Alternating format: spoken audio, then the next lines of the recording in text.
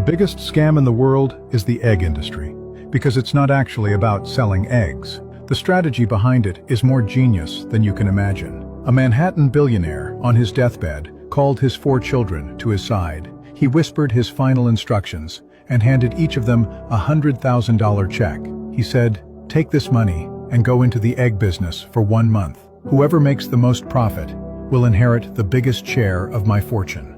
The 4 children took the money and went to start their businesses. The oldest bought a farm with $100,000 and then bought 500 top-quality laying hens for $40 each. Jack dealt with chickens every single day, feeding them, cleaning up, and picking up eggs with his own hands.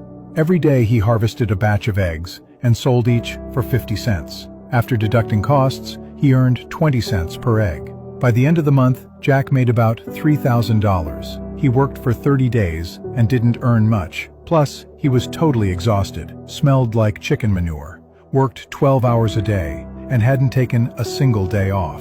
The second child, Mary, saw her brother struggling and thought, "I want the eggs, so why do I have to raise the chickens myself?" She didn't buy any chickens. Instead, she went to outside poultry farms and negotiated a partnership.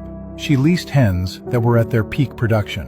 The monthly rent per hen was only $5. With her $100,000, she leased 2,000 hens, hired a few part-time employees, and set up a simple but efficient process. By the end of the month, Mary earned about $12,000. With the same starting capital as Jack, her profit was 4 times higher, and she actually had time to rest. The third son, Marcus, saw his sister's operation, and his ambition grew.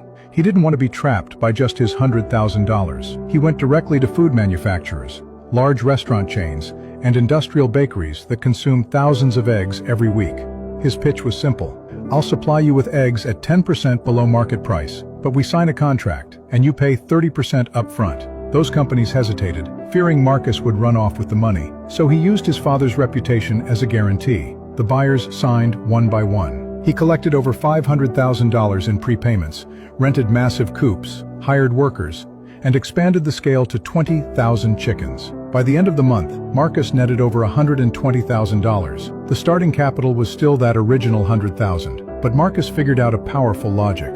Reputation is capital, and connections are capital. You have to know how to use them. Billy, the youngest, saw them diving headfirst into the egg business and thought differently. "They're all fighting over the same cake. I need to bake a bigger one." With his $100,000, he did something unexpected. He didn't buy a single chicken. Instead, he spent the first week doing research, talking to farmers, and visiting distribution centers to master the entire industry's logic. Then, he built a simple app that connected small poultry farmers directly with local restaurants and grocery stores. No middlemen. Farmers could sell for a higher price, and buyers got fresher eggs. The platform took an 8% commission on every transaction. He spent his $100,000 on marketing, infrastructure, and hiring 2 sales reps. Within 3 weeks, over 50 farmers and 150 buyers were using his platform, with hundreds of daily transactions. But Billy didn't stop there. He found that these farmers needed supplies, feed, medicine, and equipment. So he partnered with agricultural suppliers. If the farmers bought supplies through his referral link, he'd get a 5% commission. He also noticed delivery trucks were constantly running between farms and buyers, so he cut a deal with a local fuel company for exclusive gas discounts for his members, taking a 3% cut of every gallon sold. So how much did Billy make at the end of the month? He made $80,000 from app commissions, $40,000 from supply referrals, and $20,000 from the fuel partnership, a total net profit of $140,000 without raising a single chicken. Billy mastered a truth most people can't learn. The most powerful thing in this world isn't money or power, it's your mindset. Always remember, wealth comes from strategy, not just hard labor. Making money comes from seizing the moment and seeing the big picture, not just grinding blindly.